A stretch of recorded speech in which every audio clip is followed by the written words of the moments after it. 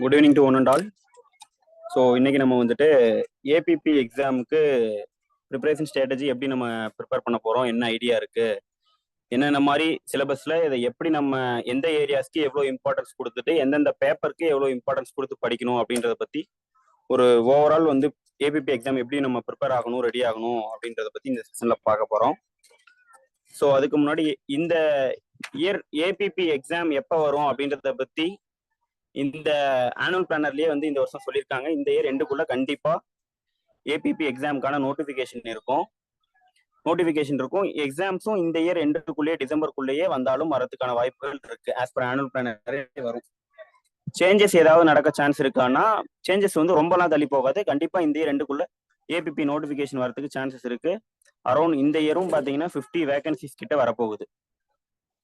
So 50 வேகன்சிஸ்ன்றது ABP exam பொறுத்த வரைக்கும் ரொம்ப அதிகமான வேகன்சி தான், ரொம்ப கம்மியானதெல்லாம் கிடையாது. ஸோ எல்லாருமே வந்து இந்த டைம்ல இருந்து நல்லா ப்ரிப்பேர் பண்ணி ரெடி ஆகிக்கலாம். ஸோ அதனால தான் நம்ம இன்னைக்கான செஷன் வந்துட்டு ஏபிபி எக்ஸாம் எப்படி ப்ரிப்பேர் பண்றது அப்படின்றத பத்தி ஒரு ஃபுல் ஃபிளஜ்டா ப்ரிலிம்ஸு, மெயின்ஸு, வைவாவோஸ் இது எல்லாத்துக்குமே நம்ம எப்படி ரெடி ஆகணும் அப்படின்றத பத்தி இந்த செஷன்ல பார்க்க போறோம். ஃபர்ஸ்ட் எப்பயுமே சொல்ற மாதிரி பாத்தீங்கன்னா நம்ம ப்ரிப்பேர் ஆகிறோம் அப்படின்றனால எந்த எக்ஸாமா இருந்தாலும் நம்ம வந்து ப்ரிலிம்ஸ் ஓரியன்டா எப்பயுமே நம்ம அதை மட்டும் கான்சென்ட்ரேட் பண்ணி படிக்க ஸ்டார்ட் பண்ணக்கூடாது. நம்ம ஸ்டார்டிங்லேயே என்ன பண்ணிடணும் அப்படின்னா, நம்ம எக்ஸாம் பொறுத்த வரைக்கும் மெயின்ஸுக்கான ப்ரிப்பரேஷனை ஃபர்ஸ்ட் ஸ்டார்ட் பண்ணிட்டு ப்ரிலிம்ஸ் ப்ரிப்பரேஷனை எக்ஸ்க்ளூசிவா வந்துட்டு ஆஃப்டர் வந்துட்டு ப்ரிலிம்ஸ் முடிஞ்ச அப்புறம், அதாவது ப்ரிலிம்ஸ் நோட்டிஃபிகேஷன் விட்ட அப்புறம் ப்ரிலிம்ஸோட ப்ரிப்பரேஷனே எக்ஸ்க்ளூசிவா ஸ்டார்ட் பண்ணணும். அதுக்கு முன்னாடி பாத்தீங்கன்னா நம்ம ஃபுல் அண்ட் ஃபுல் வந்து மெயின்ஸ்க்கான பேட்டர்ன் படி நம்ம மெயின்ஸ் ஓரியன்டாவே நிறைய படிக்கிறது தான் நம்மளுக்கு நல்லது. ஸோ என்னோட ஸ்ட்ராட்டஜியும் ஃபுல் அண்ட் ஃபுல்லாவே வந்து மெயின்ஸ்க்கான ப்ரிப்பரேஷன் எப்படி இருக்கணும் அப்படின்றத பத்தி தான் நான் சொல்ல போறேன். ஸோ நம்ம வந்துட்டு மெயின்ஸ்க்கு எப்படி படிப்போம், ப்ரிலிம்ஸ்க்கு என்ன பேட்டர்ன் எக்ஸ்பிளைன் பண்ணிட்டு நான் ஸ்ட்ரைட்டா வந்து மெயின்ஸ்க்கான ஸ்ட்ராட்டஜி என்ன அப்படின்றத நான் எக்ஸ்பிளைன் பண்றேன். ஸோ ஸ்க்ரீன்ல ஷேர் ஆகுறது என்னன்னா, லாஸ்ட் இயர் ஏபிபி எக்ஸாமோட பேட்டர்ன் அண்ட் நோட்டிஃபிகேஷன் சிலபஸ் எல்லாமே கண்டெய்ன் ஆன நோட்டிஃபிகேஷன் தான் ஸ்க்ரீன்ல ஷேர் ஆகுறது. ஸோ ஏபிபி எக்ஸாம் பத்தி ஐடியாவே இல்லாதவங்களுக்கு மேபி இந்த பேட்டர்ன் நான் சொல்றது வந்து யூஸ்ஃபுல்லா இருக்கலாம். ஸோ ஏபிபி எலிஜிபிலிட்டி என்னன்னு தெரிஞ்சுக்கோங்க. ஏபிபிக்கு வந்துட்டு 5 years ப்ராக்டிஸ் எக்ஸ்பீரியன்ஸ்.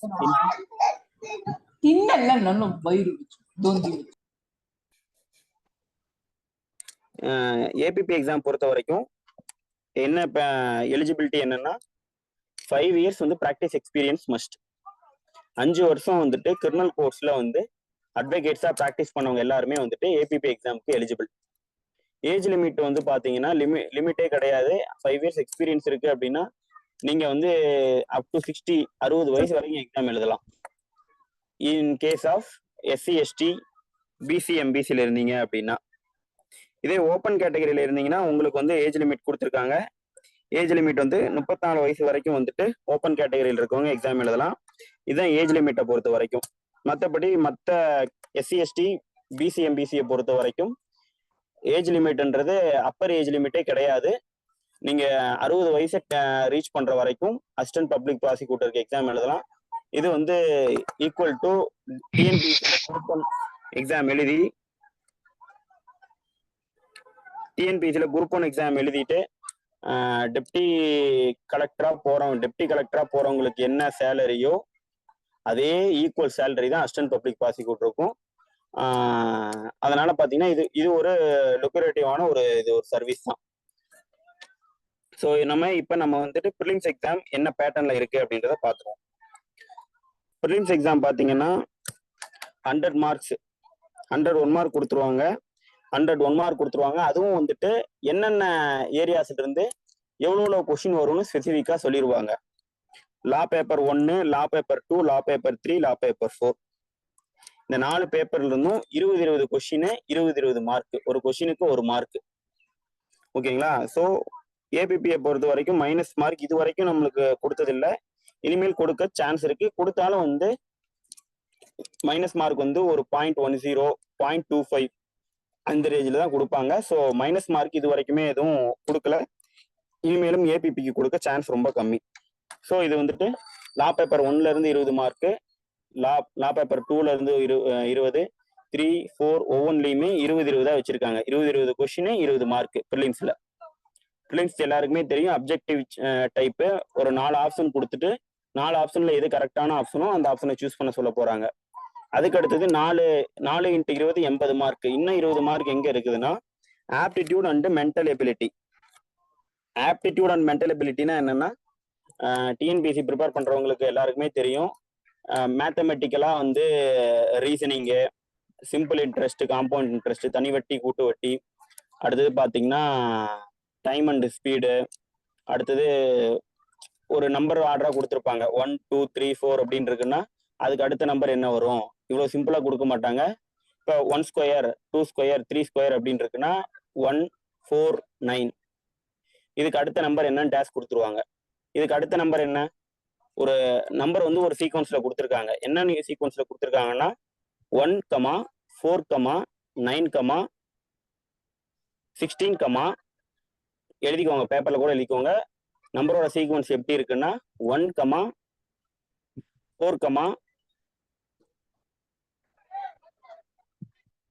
9, 16, டேஷ்.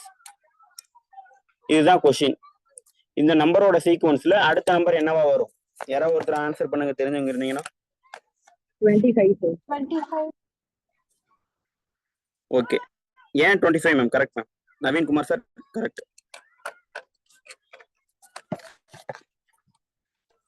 ஏன்னா எல்லாமே வந்து 2 ஸ்கொயர், 3 ஸ்கொயர் அந்த ரேஞ்சில வருது சார். 1, 2, 3 அப்படின்னு இருக்கக்கூடிய நேச்சுரல் நம்பர்ஸோட ஸ்கொயர் ரூட் தான் ஒவ்வொரு நம்பருமே. 1ஓட ஸ்கொயர் 1 தான், 2ஓட ஸ்கொயர் 4, 3ஓட ஸ்கொயர் பார்த்தீங்கன்னா 9, 4ஓட ஸ்கொயர் வந்து 16. அப்ப அடுத்து எத்தனையோட ஸ்கொயர் வரும்னா 5ஓட ஸ்கொயர். 5ஓட ஸ்கொயர் என்னன்னா 25.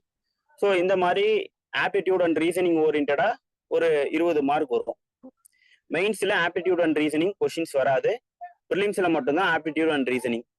ஸோ நீங்க இந்த ஆப்டிடியூட் அண்ட் ரீசனிங்க்கு கொடுக்குற வெயிட்டேஜ்ன்றது மெயின்ஸ்க்கு யூஸ் ஆகுமானா மெயின்ஸ்க்கு யூஸ் ஆகாது, ஒன்லி ப்ரிலிம்ஸ்க்கு மட்டும்தான் யூஸ் ஆகும். ஸோ மேக்ஸ்ல யாரெல்லாம் ஸ்ட்ராங்கா இருக்கீங்களோ ப்ரிலிம்ஸ்ல இந்த சப்ஜெக்ட்ஸ் ஓரளவுக்கு லைட்டா பார்த்துட்டு போனீங்கனாலே போதும், ஈஸியா அடிச்சிடலாம். ஒரு மென்டலி ஆப்டிடியூட்டை பொறுத்த வரைக்கும் நல்லா தெரிஞ்சவங்களா இருந்தா ஆப்டிடியூட்ல கான்சென்ட்ரேட் பண்ணுங்க.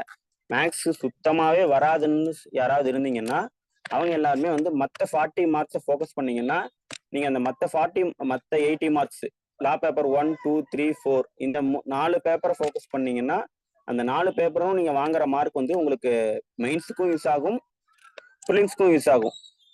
ஏன்னா ப்ரிலிம்ஸ்ல இருந்து எத்தனை பேரை மெயின்ஸ்க்கு அனுப்புவாங்கன்னா, இப்போ நோட்டிஃபிகேஷன் வந்து பாத்தீங்கன்னா ஒரு 50 பேருக்கான நோட்டிஃபிகேஷன் வருது அப்படின்னா 50 × 10, ஓகேங்களா, 500 பேரை வந்து மெயின்ஸ்க்கு அனுப்புவாங்க.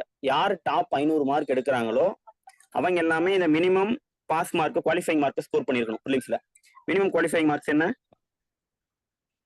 30 மார்க்ஸ், 35 மார்க்ஸ், 40 மார்க்ஸ். ஸோ இந்த மார்க்ஸை வந்து ஸ்கோர் பண்ணவங்க எல்லாமே மெயின்ஸ் எழுதலாமான்னா மெயின்ஸ் வந்துட்டு இந்த மினிமம் மார்க்கை ஸ்கோர் பண்ணவங்க எல்லாமே கட் ஆஃப் உட்பட்டு இது பண்ணலாம். ப்ரிலிம்ஸ்ன்றது என்ன மாதிரியான டெஸ்ட் மட்டும்தான்னா ஒரு குவாலிஃபைங் டெஸ்ட் மட்டும்தான்.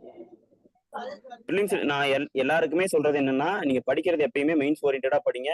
ப்ரிலிம்ஸ்ன்றது மெயின்ஸ் ஓரியன்டா படிச்சீங்கன்னா ப்ரிலிம்ஸ்ன்றது ரொம்ப ரொம்ப ரொம்ப ரொம்ப ஈஸியான டாஸ்கா மாறிடும். ஸோ வந்து ப்ரிலிம்ஸ் சொல்லுங்க. ஓகே, மைக்கை எல்லாருமே வந்து மியூட் பண்ணியே வச்சுக்கோங்க, சம் டிஸ்டர்பன்ஸ் இடையில வருது. ஸோ நீங்களே மியூட் பண்ணிக்கோங்க முடிஞ்ச அளவுக்கு, ஏன்னா நம்ம ஒவ்வொருத்தரா பார்த்து மியூட் பண்ண வேண்டியதா இருக்கு. ஸோ அடுத்தது, ஸோ இந்த மாதிரி மென்டல் இப்போ சிம்பிள் இன்ட்ரெஸ்ட் PNR/100, காம்பவுண்ட் இன்ட்ரெஸ்ட்னா ஃபார்முலா என்னன்னா P × 1 + R/100, Pனா பிரின்சிபல், Rனா ரேட் ஆஃப் இன்ட்ரெஸ்ட், என்னன்னா வந்துட்டு நம்பர் ஆஃப் இயர்ஸ். ஸோ இந்த மாதிரி பேசிக்கா நம்ம ஸ்கூல்ல படிச்ச ஃபார்முலாஸ் எல்லாம் வச்சு வந்து ஒரு ஆப்டிடியூட் அண்ட் மென்டல் எபிலிட்டியில பார்த்தீங்கன்னா ஒரு 20 மார்க்ஸ் கொஸ்டின் வரலாம். இந்த 20 மார்க்ஸ் கொஸ்டின் வந்து உங்களுக்கு மெயின்ஸ்க்கு யூஸ் ஆக போறதுல ஒன்லி ப்ரிலிம்ஸ்க்கு மட்டும்தான். ஸோ நீங்க வந்துட்டு இந்த மாதிரி ஒரு பிலிம்ஸுக்கு இதுதான். இந்த லா பேப்பர் பிலிம்ஸ்ல இந்த 4 பேப்பர் இருக்கு. லா பேப்பர் 1, 2, 3, 4 இருக்கு அப்படின்னா எந்தெந்த ஏரியாஸ்ல இருந்து கொஸ்டின் இருக்கு அப்படின்னா லா பேப்பர் 1ஓட சிலபஸ் என்ன, 2ஓட சிலபஸ் என்ன அப்படின்றது நோட்டிபிகேஷன்லயே நீங்க டவுன்லோட் பண்ணி நெட்ல டிஎன்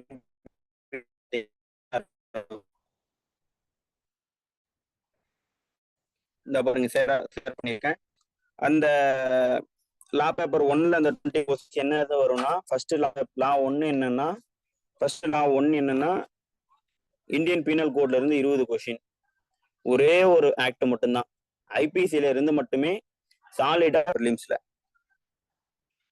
ஏபிபில சொல்லிட்டு இருக்கேன். ஸோ இன்னைக்கான ஸ்ட்ராட்டஜி நம்ம ஃபுல்லாவே பாக்குறது என்னன்னா அசிஸ்டன்ட் பப்ளிக் ப்ராசிக்யூட்டர் நோட்டிபிகேஷன் இன்னொரு 3 to 4 monthsல இதுக்கான ஸ்ட்ராட்டஜி தான். பேப்பர் 1ல மட்டுமே பேப்பர் பிலிம்ஸ்ல பாத்தீங்கன்னா லா 1ல மட்டுமே இந்தியன் பீனல் கோட்ல இருந்து 20 marks question. Sir screen share ஆகுதுங்களா Arasakumar sir? Yes sir share ஆகுதுங்க சார். ஓகே, நீங்க ஸ்க்ரோல் பண்ணி பார்க்கணும் மேம். கமெண்ட் போட்டிருக்கீங்க இல்லையா, ஸ்க்ரோல் பண்ணி பார்க்கணும், அப்பதான் தெரியும். அது உங்களுக்கு வியூ உங்க சைட்ல ஏதோ நீங்க கரெக்டா செக் பண்ணாம இருக்கீங்க. Okay ma'am, thank you. அடுத்தது லா 2. லா 2ல பார்த்து சிஆர்பிசி, எவிடன்ஸ், சிபிசி இந்த 3 சப்ஜெக்டையும் சேர்த்து 20 மார்க்ஸ். இப்ப சிஆர்பிசியில ஃபுல்லா என்டையர் சிஆர்பிசில இருந்து கொஸ்டின்ஸ் இருக்கும். எவிடன்ஸ்ல என்டையர் எவிடன்ஸ்ல இருந்து கொஸ்டின் இருக்கும். சிபிசியை பொறுத்த வரைக்கும் பாத்தீங்கன்னா நம்ம எழுத போற எக்ஸாம் என்ன எக்ஸாம்னா அசிஸ்டன்ட் பப்ளிக் ப்ராசிக்யூட்டருக்கான எக்ஸாம்ன்றனால சிபிசியில பேசிக்கா என்ன தெரிஞ்சு வச்சிருக்கணும், சிபிசியை பத்தி ஒரு ஐடியாவே இல்லாம இருக்கக்கூடாதுன்றதுக்காக ஒரு ஸ்பெசிஃபைடான போர்ஷன் கொடுத்துருக்காங்க. அந்த ஸ்பெசிஃபைடான போர்ஷன் என்னன்னா சிபிசியை பொறுத்த வரைக்கும்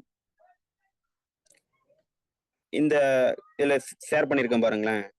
சிபிசியை பொறுத்த வரைக்கும் section 9, section 10, section 11, order 7, order 8, caveat section 148A. So இந்த சிபிசியை பொறுத்த வரைக்கும் இது நான் மெயின்ஸ்க்கான சிலபஸ் பேட்டர்ன் வந்து ஷேர் பண்ணியிருக்கேன், ஷேர் ஆயிட்டு இருக்கு. பிலிம்ஸுக்கும் சிபிசிக்கு இதே போர்ஷன் தான். ஸோ பிலிம்ஸை பொறுத்த வரைக்கும் சிபிசியில எவ்வளோ என்னென்ன மட்டும் படிச்சா போதுன்னா சிபிசியை பொறுத்த வரைக்கும் பிலிம்ஸ் அண்ட் மெயின்ஸ் ரெண்டுக்குமே என்ன படிச்சா போதுன்னா செக்ஷன் 9, 10, 11. 9னா என்னன்னு தெரியும். 9னா வந்துட்டு jurisdiction of civil courts. Civil கோர்ட்ஸுக்கு எக்ஸ்பிரஸாவோ இம்ப்ளைடாவோ பார் இல்லாத பட்சத்துல எல்லா சூட்டையுமே டேல் பண்ணக்கூடிய பவர் இருக்கு அப்படின்றது 9. 10 என்னன்னு தெரியும். 10ன்றது ரெஸ் சப்ஜுடைஸ். ரெஸ் சப்ஜுடைஸ்னா என்னன்னா ரெண்டு ஒரே காஸ் ஆஃப் ஆக்ஷனை பொறுத்து ஒரே பார்ட்டிஸ் கிடையில ஒரே கோர்ட்லயோ ஒரே ஜூரிஸ்டிக்ஷன் இருக்கக்கூடிய வெவ்வேறு கோர்ட்லயோ சேம் பார்ட்டிஸு சேம் கோர்ட்டு இல்லைன்னா same jurisdiction court same matter in dispute, அதாவது சேம் காஸ் ஆஃப் ஆக்ஷன் கூட சொல்லலாம். ஒரே விஷயத்தை பொறுத்து 2 கோர்ட்ல கேஸ் இருந்துச்சு அப்படின்னா எந்த சூட்டை வந்து 2ஆவதா போடுறாங்களோ அந்த 2ஆவது சூட்டை வந்துட்டு ட்ரையல் நடத்தாம வந்துட்டு ஸ்டாப் பண்ணி வைக்கணும். இதுதான் வந்துட்டு ஸ்டே ஆஃப் சூட், ஸ்டே பண்ணி வைக்கணும்ன்றது. இது வந்துட்டு செக்ஷன் 10 ரெஸ் சப்ஜுடைஸ். செக்ஷன் 11 எல்லாருக்குமே தெரியும். செக்ஷன் 11 வந்துட்டு அப்படியே ரெஜுடிகேட்டாவுக்கு என்ன பிரின்சிபல் அப்ளை ஆகும் அப்படின்னா ரெஸ் சப்ஜுடைஸ் இருக்கிறது அப்படியே அப்ளை ஆகும். என்ன வித்தியாசம்னா அதுலயும் 2 ரெஜுடிகேட்டாலையும் 2 சூட் இருக்கணும். சேம் பார்ட்டிஸ் தான், சேம் பார்ட்டிஸ் அந்த பார்ட்டிஸோட ரெப்ரசன்டேட்டிவ் இன்ட்ரெஸ்டா கூட இருக்கும். அதுக்குள்ள நம்ம போக வேணாம். So same parties, same court, plus வந்துட்டு சேம் மேட்டர் இன் டிஸ்பியூட். ஓகேங்களா? அந்த மேட்டர் இன் டிஸ்பியூட் பாத்தீங்கன்னாக்க 2 கோர்ட்ல இருந்து ஒரு கோர்ட்ல இருக்கக்கூடிய ஒரு கேஸ் வந்து டிசைட் ஆயிருக்கும். ஸோ அந்த ஒரு கேஸ் டிசைட் ஆன கேஸ் என்ன 2வது சூட்டை வந்துட்டு நடத்த விடாம ரெஜுடிகேட்டா முன் தீர்ப்பு தடை அப்படின்ற அடிப்படையில 2வது சூட்டை தடை செய்யும். ரெஜுடிகேட்டாவை பொறுத்த வரைக்கும் எந்த கேஸ் ஃபர்ஸ்ட் டிசைட் ஆச்சோ அதுவும் 2ஆவதா பெண்டிங்ல இருக்க கேஸ் ஃபர்ஸ்ட் இஷ்யூ பண்ணாலும் சரி 2ஆவதா இஷ்யூ பண்ணதா இருந்தாலும் சரி 2வது கேஸ் வந்துட்டு ஃபர்ஸ்ட் கேஸ் டிசைட் ஆயிட்டனால 2வது கேஸ் வந்து பார், அதை வந்து நடத்தக்கூடாது, ப்ரொசீட் பண்ணக்கூடாது. அது வந்துட்டு ரெஜுடிகேட்டா அப்படின்ற அடிப்படையில் பார் ஆயிரும். ஸோ இதுதான் ரெஸ் சப்ஜுடிஸ் ரெஜுடிகேட்டா செக்ஷன் 9ல சொல்லக்கூடிய ஜூரிஸ்டிக்ஷன் ஆஃப் சிவில் கோர்ட்ஸ். அப்புறம் பிளைண்ட்டை பொறுத்த வரைக்கும் பிளைண்ட்ல முக்கியமான ஏரியா என்னன்னு நம்மளுக்கே தெரியும். ரிஜெக்ஷன் ஆஃப் பிளைண்ட்ல இருந்து கொஸ்டின் வரும், ரிட்டர்ன் ஆஃப் பிளைண்ட்ல இருந்து கொஸ்டின் வரும். பிளைண்ட்ல என்ன இருக்கணும்னா ஃபேக்ட்ஸ் மட்டும் தான் இருக்கணும். இந்த மாதிரி பிளைண்ட்டை பத்தி இருக்கிறது கொஸ்டின்ஸ் வரலாம். அடுத்தது ரிட்டர்ன் ஸ்டேட்மெண்ட்லையும் பார்த்தீங்கன்னா ரிட்டர்ன் ஸ்டேட்மெண்ட்ல என்னென்ன இதெல்லாம் முக்கியமானது, கவுண்டர் கிளைமு, செட் ஆஃப், இந்த மாதிரி பேசிக்கா வந்து ரிட்டர்ன் ஸ்டேட்மெண்ட்டை பற்றியான கொஷின்ஸ் ரொம்ப பேசிக்காக கேட்கலாம். அடுத்து கேவியட்டை பற்றிய 148A. ஸோ இதெல்லாம் தான் வந்துட்டு ப்ரிலிம்ஸ் அண்ட் மெயின்ஸ்க்கு சிபிசியோட சிலபஸ் இதுதான். ஸோ ப்ரிலிம்ஸ் தான் பார்த்துருக்கோம். ஃபர்ஸ்ட் வந்துட்டு என்ன இருக்கு ப்ரிலிம்ஸ் பேட்டர்ல அப்படின்னா ஐபிசி இருக்கு. ரெண்டாவதுல ஐபிசி மட்டுமே 20 கொஸ்டின், சிஆர்பிசி எவிடன்ஸ், சிபிசியில் இந்த ஸ்பெசிஃபிக் போர்ஷன், இது மூணும் சேர்த்து 20 கொஸ்டின்ஸ். அடுத்தது லா பேப்பர் 2ல லா பேப்பர் 2 இது லா பேப்பர் 3. லா பேப்பர் 3யும் பார்த்தீங்கன்னா ஸ்பெசிஃபிக் போர்ஷன்ஸ் தான். கான்ஸ்டியூஷன் இருக்குன்னா கான்ஸ்டியூஷன் என்டையர் கான்ஸ்டியூஷனுமே படிக்கணும்னு அவசியம் கிடையாது. கான்ஸ்டியூஷன்ல ஒரு ஸ்பெசிஃபிக் போர்ஷன். அடுத்தது ஹியூமன் ரைட்ஸ் ஆக்ட்ல ஒரு ஸ்பெசிஃபிக் ஹியூமன் ரைட்ஸ் ஆக்ட் ஃபுல்லாவே. அடுத்து லீகல் எய்ட்னா லோக் அதாலத் பத்தியும் லீகல் சர்வீஸ் அத்தாரிட்டி ஆக்ட்ஸை பத்தியும் படிச்சுக்கணும். டாட்ஸ்ல ஸ்பெசிஃபிக் போர்ஷன். டாட்ஸும் என்டையர் டாட்ஸையுமே law of torts first year நம்ம லா காலேஜில் படிக்கும் போது ஃபுல்லாலாம் டாட்ஸ் படிக்க தேவையில்லை. அங்கே என்ன டாபிக் கொடுத்துருக்கானோ அந்த டாப்பிக்கை மட்டும் நம்ம படிச்சுட்டா போதும். ஸோ ஏபிபி எக்ஸாம் சிலபஸை பொறுத்த வரைக்கும் ரொம்ப ரொம்ப ரொம்ப ரொம்ப சிம்பிளான சிலபஸ்னா ஏபிபி எக்ஸாம் சிலபஸ் தான். மைனர் ஆக்ட்ஸ் தான் பார்க்க நிறையா இருக்குமே தவிர மைனர் ஆக்ட்ஸ் அவ்வளோலாம் கஷ்டம் கிடையாது. நம்ம பழைய எக்ஸாமோட கொஸ்டின் பேப்பர் பேட்டர்ன் பார்த்தோம்னா ஒரு குறிப்பிட்ட சில மைனர் ஆக்ட்ஸ்ல இருந்து ரிப்பீட்டடா கொஸ்டின்ஸ் வந்துகிட்டே இருக்கும் ஏபிபியில. அந்த மைனர் ஆக்ட்ஸ்லாம் தர வச்சுட்டு மற்ற மைனர் ஆக்ட்ஸ்லாம் லைட்டா படிச்சிட்டாலே போதும். ஸோ இது வந்து லா பேப்பர் 3. லா பேப்பர் 3யை பொறுத்த வரைக்கும் கான்ஸ்டியூஷன்ல ஸ்பெசிஃபிக் போர்ஷன் சொல்லியிருக்கோம் இல்லையா. கான்ஸ்டியூஷன்ல என்ன ஸ்பெசிஃபிக் போர்ஷன்ஸ் அப்படின்னா இதான் ப்ரிலிம்ஸ்க்கும் இதே பேட்டர்ன் தான், மெயின்ஸ்க்கும் லா பேப்பர் 3னா இதுதான். லா பேப்பர் 3ல கான்ஸ்டியூஷன்ல இது மட்டும் படிச்சா போதும்னா லா பேப்பர் 3ல கான்ஸ்டியூஷன்ல இது மட்டும் படிச்சா போதும்னா fundamental rights, directive principles of state policy, writ jurisdiction of supreme court and high court. Fundamental rights தெரியும். ஃபண்டமெண்டல் ரைட்ஸ் பார்த்தீங்கன்னா ஆர்டிகல் 12ல இருந்து 35 வரைக்கும் இருக்குது. டிபிஎஸ்பி 36ல இருந்து 51 வரைக்கும் இருக்குது. ஸோ 12 to 51 வரைக்கும் இருக்கக்கூடிய ஆர்டிகல்ஸ். அடுத்தது அந்த 12 to 51 பேராக்ஸ் இருக்கிறத படிச்சுக்கணும். ரீசன் அண்ட் லேண்ட்மார்க் கேசஸ் கொஞ்சம் படிச்சுக்கணும் 12 to 51 வரைக்கும் இருக்கிறதுல. அடுத்தது ரிட் ஜூரிஸ்டிக்ஷன் என்னன்னு தெரியும். சுப்ரீம் கோர்ட்டுக்கு ரிட்டோட ஜூரிஸ்டிக்ஷன் என்னன்னா ஆர்டிகல் 32, ஹை கோர்ட்டுக்கு பார்த்தீங்கன்னா ஆர்டிகல் 226. இதுதான் நம்ம தெரிஞ்சுக்க வேண்டியது. இதுக்கும் என்னன்னா பேராக்ல இருக்கக்கூடிய விஷயம் லேண்ட்மார்க் அண்ட் ரீசன் கேசஸ் இந்த ஸ்பெசிபிக் டாபிக்ல இருந்து மட்டும் கான்ஸ்டியூஷன்ல. ஸோ இதுதான் வந்துட்டு ஏபிபியில கான்ஸ்டியூஷன்ல படிக்க வேண்டிய போர்ஷனே. அடுத்தது ஹியூமன் ரைட்ஸ் ஆக்ட்ல பார்த்தீங்கன்னா protection of human rights act ஃபுல்லாவே படிச்சாகணும். லீகல் எய்டை பொறுத்த வரைக்கும் legal service authority act, Lok Adalat system. டாட்ஸ்லயும் பார்த்தீங்கன்னா ஸ்பெசிஃபிக் போர்ஷன் சொல்லியிருந்தேன் இல்லையா, இந்த ஸ்பெசிஃபிக் போர்ஷன்ஸ் தான். என்னென்னா negligence, malicious prosecution, abuse of legal process, accident claim, vicarious liability. Simple. So இந்த ஸ்பெசிஃபிக்கான ஏரியால இருந்து மட்டும் மெயின்ஸுக்கு ஒரு பேப்பரே இருக்கு. ப்ரிலிம்ஸுக்கு பார்த்தீங்கன்னா 20 மார்க் இந்த எல்லாத்துல இருந்தும். இதை தான் சார்ட் அவுட் பண்ணி பேப்பர் 3ன்னு சொல்லி ப்ரிலிம்ஸ்ல கொடுத்துருக்காங்க.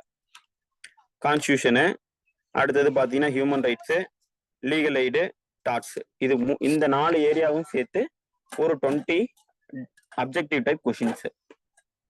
இதுதான் வந்துட்டு அடுத்த 20 மார்க்ஸ். ஸோ இது வரைக்கும் ஐபிசியில் ஒரு 20, சிஆர்பிசி, எவிடன்ஸு, சிபிசியில் போர்ஷன், இதுல எல்லாம் சேர்த்து ஒரு 20 mark. Constitution, human rights, legal aid, torts, இதுல எல்லாத்தையும் சேர்த்து ஒரு 20 மார்க்ஸ் ப்ரிலிம்ஸ். அடுத்தது central minor act, state minor act. அது வந்து பார்த்தீங்கன்னா சிலபஸ் நான் குரூப்ல போட சொல்லிடுறேன். சிலபஸே யாராவது தெரியாம ஐடியா இல்லாம இருந்தீங்க அப்படின்னா இந்த ஆக்டை பார்க்கும் போது தான் நம்மளுக்கு ஏபிபி எக்ஸாம் படிக்கிறத பத்தி ஒரு பயம் வரும் கண்டிப்பா.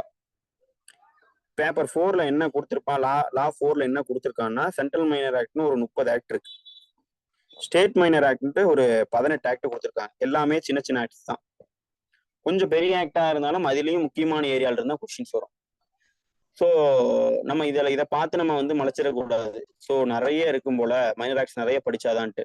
ஸோ நம்ம ஃபோக்கஸ் வந்து எப்படின்னா ஃபர்ஸ்ட் நீங்க இந்த 3 ஏரியாஸ் மைனர் ஆக்ட் நீங்க கொஞ்சம் கொஞ்சம் படிங்க.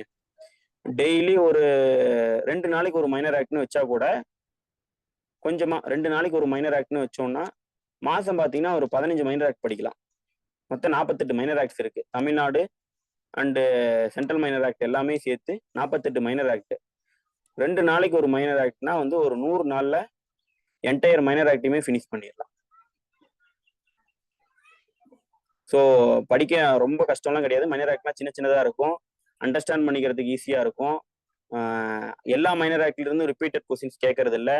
இது வரைக்கும் ஏபிபி எக்ஸாம் பார்த்தீங்கன்னா ஒரு 4 கொஸ்டின் பேப்பர் பார்த்தீங்கன்னா டிஎன்பிசி வெப்சைட்ல அவைலபிளா இருக்கு. Mains exam question I think 2011 and 12, 2019 and 22 4 year question paper, mains question paper TNPSC வெப்சைட்ல இருக்கு. அதை போயிட்டு டவுன்லோட் பண்ணிட்டு மைனர் ஆக்ட்ல எந்தெந்த ஏரியால இருந்து இந்த 48 சப்ஜெக்ட்ஸ்ல இருந்து ரிப்பீட்டடா எந்தெந்த இதுல இருந்து கொஸ்டின்ஸ் வருது அப்படின்னு நீங்க நோட் டவுன் பண்ணி ஒரு ஸ்ட்ராட்டஜி ஃபிக்ஸ் பண்ணீங்கன்னா அதுல இருந்து அவுட் ஆஃப் சிலபஸ்ல வர்றது ரொம்ப ரேரான கொஸ்டின்ஸ் தான் வரும். ரிப்பீட்டடா எந்தெந்த இதுல இருந்து ஆல்ரெடி கேட்டிருக்காங்களோ, எந்தெந்த மைனர் ஆக்ட் ஆல்ரெடி கேட்டுக்கிட்டே இருக்காங்களோ, இல்ல எந்த மைனர் ஆக்ட்ஸ் வந்து ஆல்ரெடி வந்து சுப்ரீம் கோர்ட்லயும் ஹை கோர்ட்லயும் வந்துட்டு டிஸ்கஷன்ல இருக்கோ, இல்ல ரெகுலரா கிரிமினல் கோர்ட்ஸ்ல எந்த மைனர் ஆக்ட் யூஸ் பண்ணிட்டு இருக்கோமோ, இந்த மைனர் ஆக்ட்ஸ்ல இருந்து மட்டும்தான் ரிப்பீட்டட் கொஸ்டின்ஸ் வரும். மற்ற ஏரியாஸ்ல இருந்து கொஸ்டின்ஸ் வர்றது ரேர் தான். ஸோ ஏன்னா நம்ம வேலை அசிஸ்டன்ட் பப்ளிக் ப்ராசிக்யூட்டரா நம்ம வந்துட்டு எக்ஸாம் எழுதி கிளியர் பண்ணி ஜாயின் பண்றோம் அப்படின்னாலும் இந்த குறிப்பிட்ட மைனர் ஆக்ட்ஸ்ல தான் நம்ம அதிகமாக டீல் பண்ணுன்ற போது அவங்க எதிர்பார்க்குற ஆன்சர்ஸும் நம்ம கிட்ட கேட்டு நம்ம தெரிஞ்சு வச்சிருக்கிறோமான்றதும் ரெகுலரா யூஸ் பண்றதெல்லாம் ஃபர்ஸ்ட் நம்ம கிளியரா இருக்குமான்னு தெரிஞ்சு வச்சுக்கணும். So central minor act, state minor ஆக்ட்ல இருந்து ஒரு 20 கொஸ்டின் பிலிம்ஸ்ல இருக்கு. ஸோ இது வரைக்கும் தான் நம்ம லா ஓரியன்ட் சப்ஜெக்ட்ஸ். 20 மார்க் 20 மார்க் 20 மார்க்ன்ட்டு ஒரு 80 மார்க் வந்து லா ஓரியன்டா இருக்கு. லாஸ்ட் 20 மார்க் தான் என்னன்னா aptitude and mental ability. First ஒரு கொஸ்டின் 1 ஸ்கொயர் 2 ஸ்கொயர், இது வந்து ஒரு சிம்பிளான ஒரு ரீசனிங் கொஸ்டின். கொஞ்சம் கஷ்டமா கேட்கலாம். கஷ்டம்னா கஷ்டம் கிடையாது, அதை நம்ம ஒர்க் அவுட் பண்ணி பார்த்துட்டோம் அப்படின்னா ஆல்ரெடி கொஞ்சம் மேக்ஸ்ல வெல்பெஸ்டா இருக்கவங்களுக்கு ரொம்ப ஈஸியா தான் இருக்கும். ஒரு 10 நாள்ல ரெடி ஆயிடலாம் ஆப்டிடியூடுக்கு. 20 கொஸ்டின்லாம் ஆப்டிடியூடை பொறுத்த வரைக்கும் ப்ரிலிம்ஸ்ல யாராவது வந்துட்டு நான் மற்ற சப்ஜெக்ட்ஸ்ல வீக்குன்னா அர்ஜென்ட்டா நான் ப்ரிலிம்ஸ் கிளியர் பண்ணணும் அப்படின்னு நான் நினைச்சோம் அப்படின்னா ஆப்டிடியூட் வந்து ஈஸியா ஸ்கோர் பண்ற ஏரியா. நம்ம மற்ற சப்ஜெக்ட்ஸை படிச்சு மறக்கிறப்ப ஒரு ஆப்டிடியூட் ஒரு 20 கொஸ்டினுக்கு நம்ம இந்த குறிப்பிட்ட ஏரியால இருந்து மட்டும்தான் இவ்வளவுதான் இந்த கொடுத்துருக்கிறது பார்க்க தான் நிறைய இருக்கும். ஒவ்வொன்றும் போய் ஒர்க் அவுட் பண்ணீங்க அப்படின்னா ரொம்ப ஈஸியா இருக்கும். டிஎன்பிசி படிக்கிறவங்க என்ன கைடு யூஸ் பண்றாங்க, என்ன வந்து மெட்டீரியல்ஸ் யூஸ் பண்றாங்க இந்த ஆப்டிடியூடுக்கு. ஆப்டிடியூட்ல டிஎன்பிசியில ஏற்கனவே வந்து ஏபிபி எக்ஸாம்லையும் இப்போ group 4 exam, group 2 exam, group 1 எக்ஸாம்ல ஆப்டிடியூட்ல என்ன கொஸ்டின்ஸ் கேட்டிருக்காங்கன்னு சொல்லிட்டு அந்த ஏரியா கொஸ்டின் இந்த சிலபஸோட இருக்கிற கொஸ்டின்ஸ் மட்டும் கொஞ்சம் ஒர்க் அவுட் பண்ணிட்டீங்கன்னா ஆப்டிடியூட்ல நீங்க ஸ்கோர் பண்ணிடலாம். ஆப்டிடியூட் ஆனா உங்களுக்கு மெயின்ஸ் எக்ஸாமுக்கு யூஸ் ஆக போறது கிடையாது. ஸோ இதுதான் ஏபிபியோட பிலிம்ஸ் எக்ஸாமினேஷனோட பேட்டர்ன். இந்த இதுல நம்ம எத்தனை மார்க் ஸ்கோர் பண்ணா நம்ம மெயின்ஸ் போகலாம் அப்படின்னா, இதுல நம்ம நல்ல மார்க் ரொம்ப கம்மியாலாம் ஸ்கோர் பண்ணணும்னா யாரும் டார்கெட் வைக்க வேண்டாம். இதுல வந்து நம்ம ஒரு நல்ல ஒரு 60 மார்க்குக்கு மேலேயே நம்ம ஈஸியாகவே மெயின்ஸ் ஓரியன்டா ப்ரிப்பேர் பண்றவங்க அசால்ட்டா ஒரு 60 மார்க் ஸ்கோர் பண்ணலாம். அப்படி ஸ்கோர் பண்ணிட்டீங்கன்னா நீங்க மெயின்ஸ் வந்து நீங்க பயப்படாம போகலாம். அதுவும் அந்த 80 மார்க்ல பாத்தீங்கன்னா நீங்க தரவா வச்சிருங்க. பிலிம்ஸ் டைம்லயே பாத்தீங்கன்னா ஆப்டிடியூட் மென்டல் எபிலிட்டியை தவிர areas central minor acts, state minor act, CrPC, evidence, சிபிசியில் இருக்கக்கூடிய ஸ்பெசிஃபிக் போர்ஷன்ஸ், கான்ஸ்டியூஷன்ல இருக்கக்கூடிய specific portions, human rights, legal aid, torts, IPC, இதெல்லாம் நீங்க கொஞ்சம் ப்ரிப்பேர்டா வந்து பிலிம்ஸ் டைம்லயே வச்சுட்டீங்க அப்படின்னா மெயின்ஸ் அப்போ உங்களுக்கு ஈஸியா ரிவைஸ் பண்ணிட்டு அதை அப்படியே டெஸ்கிரிப்டிவா மாத்த போறீங்க. அவ்வளவுதான். ஆல்ரெடி நீங்க படிச்சு வச்சிருக்கிறதே நான் சொன்னது என்னன்னா மெயின்ஸ் ஓரியன்டா தான் படிக்கணும். பிலிம்ஸ் ஓரியன்டா வந்து ஆட்டோமேட்டிக்கா ஆன்சர் பண்ண முடியும் மெயின்ஸ் ஓரியன்டா படிச்சிட்டோம்னா. ஸோ என்னோட ப்ரிப்பரேஷன் ஸ்ட்ராட்டஜியும் நான் சிவில் ஜட்ஜ் படிக்கும் போது ஃபுல் அண்ட் ஃபுல் வந்து மெயின்ஸ் ஓரியன்ட் தான். என்னைக்கு பிலிம்ஸ் நோட்டிஃபிகேஷன் வந்துச்சோ அப்போ மட்டும்தான் நான் வந்து பிலிம்ஸ் ஓரியன்டா ஸோ ஒவ்வொருத்தங்களும் இன்னொன்று மைண்ட்ல வச்சுக்கோங்க, ப்ரிப்பரேஷன் ஸ்ட்ராட்டஜின்றது பர்சன் டு பர்சன் மாறுபடலாம். எனக்கு வந்து இப்படி படிக்கிறது ஈஸியா இருக்கு, இப்படி படிச்சா நல்லா ஸ்கோர் பண்ண முடியுதுன்னா இன்னொருத்தவங்களுக்கு டிஃப்ரெண்டா படிக்க முடியும். ஸோ இது ஒரு ஐடியாவா எடுத்துக்கிட்டு நீங்க வந்துட்டு உங்களோட பேட்டர்ன் வச்சுக்கோங்க. இப்படி படிச்சு நம்ம இந்த சிலபஸ் இந்த நோட்டிபிகேஷன் வரதுக்கு முன்னாடியே நம்ம மெயின்ஸ் ரைட்டிங் ப்ராக்டிஸையும் முடிச்சிருக்கணும். எந்த எந்த அகாடமி போனாலும் எப்படி ப்ரிப்பேர் பண்ணாலுமே கூட நம்ம வந்து நம்ம தனியா வந்து ஒரு டைம் ஒதுக்கி அகாடமியில நடத்துறதை தாண்டி தனியா டைம் ஒதுக்கி நம்ம தனியா நிறைய ஆக்ட்ஸை கவர் பண்ணி வச்சிடணும். கவர் பண்ணி வச்சுட்டு நம்ம சிலபஸ் நோட்டிபிகேஷன் வரதுக்கு முன்னாடி மெயின்ஸுக்கு ரெடியா இருக்கணும். நோட்டிபிகேஷன் வந்துட்டாதான் என்ன படிக்கணும்னா ப்ரிலிம்ஸ் படிக்கணும். ப்ரிலிம்ஸ் நோட்டிபிகேஷன் வந்த அப்புறம் படிச்சு அதுக்கப்புறம் ஸ்டார்ட் பண்ணா கூட நீங்க மெயின்ஸ் ஓரியன்டா அதே சப்ஜெக்ட்ஸ் தான் படிச்சிருக்க போறீங்க. அப்படியே அப்ளை பண்ணி ஈஸியா வந்து ப்ரிலிம்ஸை கிளியர் பண்ணிட்டு மெயின்ஸ் போகும்போது உங்களுக்கு 2 மாசம் வந்து ரிவிஷன் தான் இருக்கும் மெயின்ஸ் டைம்ல. ஸோ இதுதான் வந்து நான் சொல்றது. அடுத்தது மெயின்ஸ்ல எத்தனை பேப்பர் இருக்கும், இதோட பேட்டர்ன் என்ன அப்படின்னு நான் சொல்றேன். மெயின்ஸ் பாத்தீங்கன்னா 4 பேப்பர்.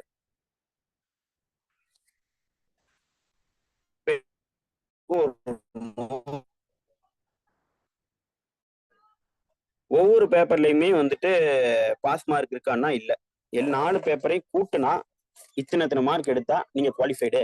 எஸ்சி எஸ்டி சேர்த்த 400 மார்க் இருக்கு, 4 பேப்பரும் சேர்த்தனா ஒவ்வொரு மார்க்குமே ஒரு பேப்பர்ல 10 மார்க் வாங்கியிருக்கேன், மீதி பேப்பர்லாம் 80 வாங்கியிருக்கனாலும் நீங்க கிளியர் பண்ண சான்ஸ் இருக்கு. ஒரு பேப்பர்ல 20 மார்க் தான், இன்னொரு பேப்பர்ல வந்து 70 மார்க் வாங்கியிருக்கேன் எல்லா பேப்பர்லயும் அப்படின்னாலும் கிளியர் பண்ண சான்ஸ் இருக்கு. ஏன்னா உங்களோட மெயின்ஸ் எக்ஸாமினேஷன்ல பாத்தீங்கன்னா ப்ரிலிம்ஸுக்கு ஒவ்வொரு என்ன சொல்றது, ஒரு அந்த ப்ரிலிம்ஸ் பேப்பர்னா ப்ரிலிம்ஸ் ஒரே பேப்பர் தான், அந்த ஒரு பேப்பர்ல இவ்வளவு மார்க் எடுக்கணும்னு சொல்லியிருக்காங்க. சிவில் ஜட்ஜ் மாதிரியோ டிஸ்ட்ரிக்ட் ஜட்ஜ் மாதிரியோ மெயின்ஸ் எக்ஸாம்ல ஒவ்வொரு பேப்பர்லயுமே நீங்க மினிமமா இவ்வளவு ஸ்கோர் பண்ணி ஆகணும் அப்படின்ற மேண்டேட்டரிய ஏபிபியில வைக்கல. அதுக்குன்ட்டு நம்ம ஒரு பேப்பரையே ஒமிட் பண்ணிடுவோம், மைண்ட் ராக் படிக்காம அந்த பேப்பரையே ஒமிட் பண்ணிடுவோம், யாரும் மைனை ஒமிட் பண்ணாதீங்க, எல்லா பேப்பரையும் தான் நம்ம படிக்கணும். ஆனா சொல்லிடுறேன், ஏபிபி ஏன்னா நீங்க நல்லா ஸ்கோர் பண்ணக்கூடிய ஏரியாவா இருக்கு, பேப்பர் 1 வந்து எனக்கு நல்லா இன்ட்ரெஸ்டா படிக்க தோணுதுன்னா பேப்பர் 1ல நல்லா படிச்சு நல்லா ப்ரிப்பேர் பண்ணி பேப்பர் 1ல ஸ்கோர் நல்லா ஏற்றிக்கிறீங்க. மற்ற பேப்பர்லயும் நீங்க படிச்சு நல்ல ஸ்கோர் வாங்க தான் ட்ரை பண்ணணும். ஏதோ ஒரு பேப்பர் வந்து உங்களுக்கு ரொம்ப ஈஸியா இருக்கும் அப்படின்னா அந்த பேப்பரோட ஸ்கோர் வந்து நல்லா ஏத்துற மாதிரி உங்களோட ப்ரிப்பரேஷன் வச்சுக்கோங்க. ஏன்னா ஒவ்வொரு பேப்பர்லயும் மினிமம் மார்க் வைக்கல, அதனால நீங்க வந்து டோட்டல் மார்க்கை ஸ்கோர் பண்றதுல தான் ஃபோக்கஸ் பண்ணணும். ஈச் பேப்பர்லயும் நான் வந்து டிஸ்ட்ரிக்ட் ஜட்ஜ் மாதிரியோ இல்ல ஏபி சிவில் ஜட்ஜ் எக்ஸாம் மாதிரியோ நான் வந்துட்டு ஈச் பேப்பர்லயும் நான் இவ்வளவு ஸ்கோர் பண்ணி ஆகணுன்ற மேண்டேட்டரி ஏபிபி மெயின்ஸ்ல கிடையாது. 4 பேப்பர் இருக்கு மெயின்ஸை பொறுத்த வரைக்கும். 4 பேப்பர்லயும் பாத்தீங்கன்னா எவ்வளவு மார்க் எடுக்கணும் அப்படின்னு சொல்லியிருக்காங்கன்னா எஸ்சி எஸ்டியா இருந்தீங்கன்னா 4 பேப்பர்லயுமே 140 மார்க். 4 பேப்பரையும் 400க்கு 140 மார்க் எடுத்துட்டீங்கன்னா போதும். எம்பிசி பிசியா இருக்கீங்க அப்படின்னா 400க்கு 160 மார்க் எடுத்துட்டா போதும், நீங்க வைவாக்கு வந்து எலிஜிபிள்.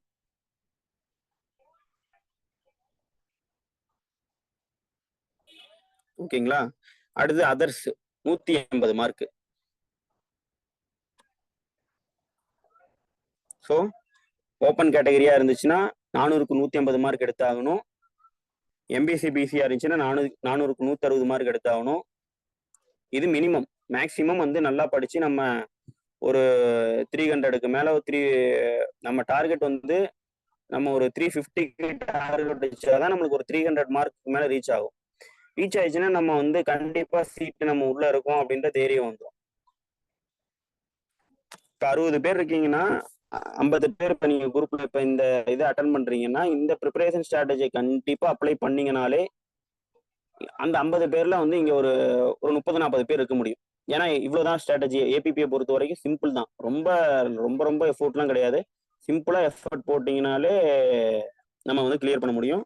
மினிமம் மார்க் எவ்வளோன்னா எஸ்சி எஸ்டினா 140 மார்க் 400க்கு, எம்பிசி பிசினா 160, அதர்ஸ்னா வந்து ஒரு 160 மார்க் எடுத்தீங்க, 180 மார்க் எடுத்தீங்க அப்படின்னா நம்ம ஆட்டோமேட்டிக்கா வைவா போயிடும். வைவான்றது இன்டர்வியூ எவ்வளவு மார்க் தான் இருக்குது அப்படின்னா இன்டர்வியூ 60 மார்க் தான்.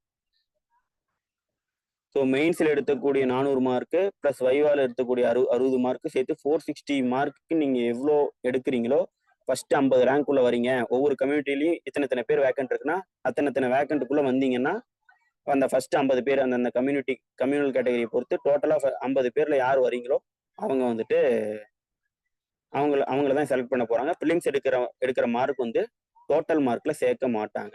ஒன்லி வந்து மெயின்ஸுக்கு அனுப்புறதுக்கான ஒரு குவாலிஃபைங் டெஸ்ட் மட்டும்தான் ப்ரிலிம்ஸ். ஸோ இதுதான் வந்துட்டு பேட்டர்ன். ஸோ டோட்டல் மார்க்கை இன்க்ரீஸ் பண்றதுக்கு தான் நம்ம ஃபோக்கஸ் பண்ணணும். ஈச் சப்ஜெக்ட்ல பாஸ் மார்க் வந்து ஏபிபியில கிடையாது. ஸோ இப்போ நம்ம ஒவ்வொரு சப்ஜெக்டா போயிட்டு ஒவ்வொரு பேப்பரா போயிட்டு மெயின்ஸ் இருக்கக்கூடிய ஒவ்வொரு பேப்பருக்கும் நம்ம எப்படி வந்து நம்ம என்னென்னலாம் ஃபோக்கஸ் பண்ணி எப்படி படிக்கலாம் அப்படின்றத நம்ம பார்ப்போம். ஏபிபியில பார்த்த கொஸ்டின்ஸ் கூட சம்டைம்ஸ் வருது. So previous year question paper சொல்லிட்டேன். 2011, 12 அண்ட் 2019, 2022 இந்த 4 இயரோட மெயின்ஸ் கொஸ்டின் பேப்பர் வந்து 4 பேப்பரோட பேப்பருமே டிஎன்பிசி வெப்சைட்லயே இருக்கு. எங்க இருக்குன்னு நம்ம வந்துட்டு இன்னொருத்தரை தேடாம நம்மளே தேடி கண்டுபிடிச்சோன்னா தான் அந்த கொஸ்டின் பேப்பரோட வேல்யூ தெரியும். ஸோ வெப்சைட்ல இருக்குன்னு சொல்லிட்டேன். டிஎன்பிசி வெப்சைட்ல போனீங்கன்னா கொஸ்டின் பேப்பர்ஸ் காலம் இருக்கும், அதுல போயிட்டு சர்ச் பண்ணீங்கனாலே இருக்கும். ப்ரிலிம்ஸ் கொஸ்டின் பேப்பர் ப்ரிலிம்ஸ் பேட்டர்ன்றது ஏபிபிலையும் சரி சிவில் ஜட்ஜஸ் எல்லா எக்ஸாம்லையுமே 2018 அப்புறம் தான் இன்ட்ரடியூஸ் பண்ணாங்க. ஸோ ப்ரிலிம்ஸோட கொஸ்டின் பேப்பரும் ஏபிபி 2 கொஸ்டின் பேப்பர் வந்துட்டு டிஎன்பிசி வெப்சைட்லேயே இருக்கு. அதை டவுன்லோட் பண்ணி அதில் இருக்க அதெல்லாம் ஒர்க் அவுட் பண்ணி நீங்களும் ஒரு ஸ்ட்ராட்டஜி ஃபிக்ஸ் பண்ணிட்டு அதுக்கப்புறம் ப்ரிப்பரேஷனை ஸ்டார்ட் பண்ணுங்க. நம்ம ஏன்னா பிளான் இல்லாம நம்ம பாட்டு கண்மூடித்தனமா எதையோ படிச்சுட்டு இருக்கிறதுக்கு இதை தான் நம்ம படிக்கணும், இதை படிச்சா நம்ம ஸ்கோர் இவ்வளவு வந்துடும் அப்படின்னு சொல்லி நம்பிக்கையோட படிச்சலாம். ஸோ கொஸ்டின் பேப்பர் படிங்க. ஸோ ஃபர்ஸ்ட் நான் அனலைஸ் பண்ணதை வச்சு நான் வந்து என்ன ஸ்ட்ராட்டஜி வந்து ஃபிக்ஸ் பண்ணலாம் அப்படின்றத தான் இப்போ மெயின்ஸுக்கு எக்ஸ்பிளைன் பண்ண போறேன் ஒவ்வொரு பேப்பரா. ஸோ இதுதான் 4 பேப்பர். இதுதான் ப்ரிலிம்ஸ்க்கு எப்படி 4 பேப்பர் சொன்னோம் அதே 4 பேப்பர் தான் வந்துட்டு.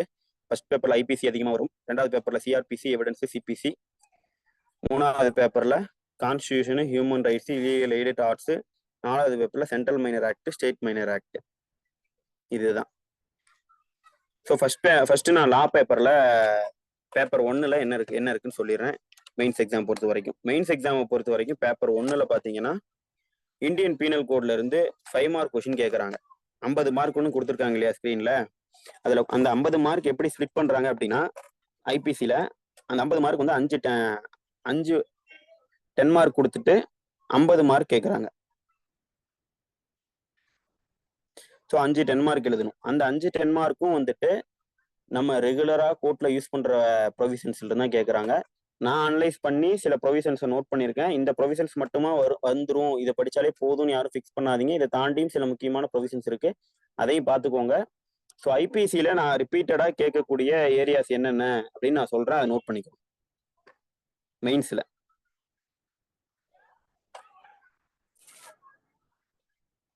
354 ABCD, 354A, 354B, 354C, 354D,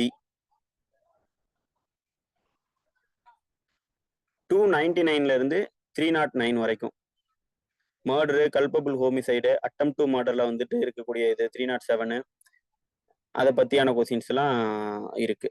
அப்புறம் டிரான்ஸ்ஃபர் ஆஃப் மேலிஸ். ஸோ இது மாதிரி 299ல இருந்து 309 வரைக்கும் இருக்கிறது. இது எல்லாமே இதுக்குள்ள இருக்கிறது தான் இப்ப சொன்னது எல்லாமே. 141ல இருந்து 149 வரைக்கும்.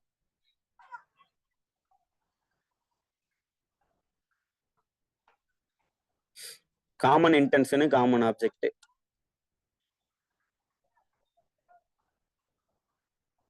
ஜென்ரல் எக்ஸெப்ஷன்ஸ் 76ல இருந்து 106 வரைக்கும்.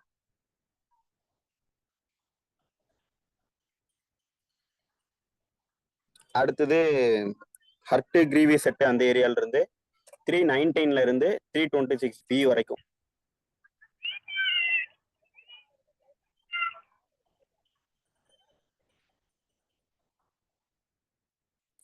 அடுத்தது 378ல இருந்து 397 வரைக்கும்.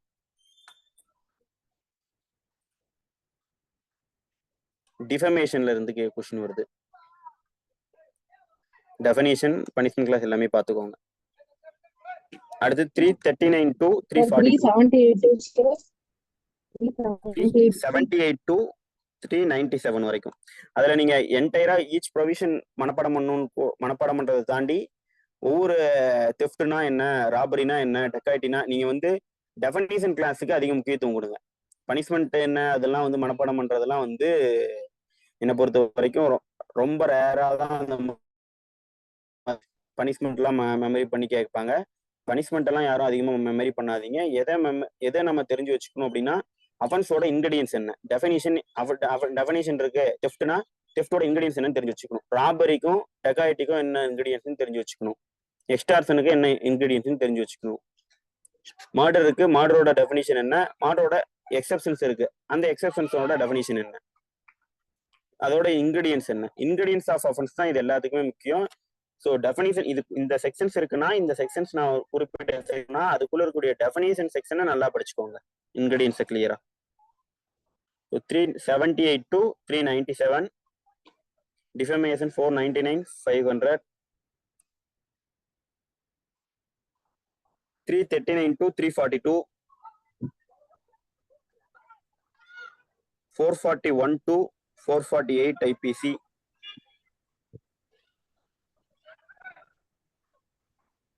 359 to 366A,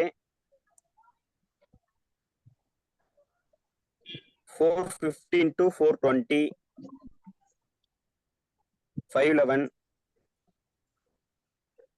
403 to 406. இது ரிப்பீட்டடா கொஸ்டின்ஸ் கேட்குற ஏரியா. இதை தாண்டியும் கொஸ்டின்ஸ் வரலாம். இந்த ஏரியாஸை ஸ்பெசிஃபிக்காக நல்லா படிச்சுக்கோங்க. நீங்களும் வந்து ப்ரீவியஸ் இயர் கொஸ்டின் இன்னும் மைன்யூட்டா ப்ரிப்பரேஷன் நல்லா ஒரு மைன்யூட்டா பார்த்து எதுல இருந்து ஸ்பெசிஃபிக்காக கேட்குறாங்கன்னு பார்த்து அந்த ஏரியாஸை கொஞ்சம் நல்லா கவர் பண்ணிக்கோங்க. 1-2 கொஸ்டின்ஸ், இப்போ 5 கொஸ்டின் வருதுன்னா, நம்ம ப்ரீவியஸ் இயர் கொஸ்டின் பேப்பர் எல்லாமே படிச்சுட்டு போயிருந்தோம் அப்படின்னா, அதுல இருந்து 2 கொஸ்டின் ரிப்பீட்டடா வந்தாலுமே அது நம்மளுக்கு ப்ளஸ் தான். 2 10 மார்க்னா 20 மார்க் ஆச்சு.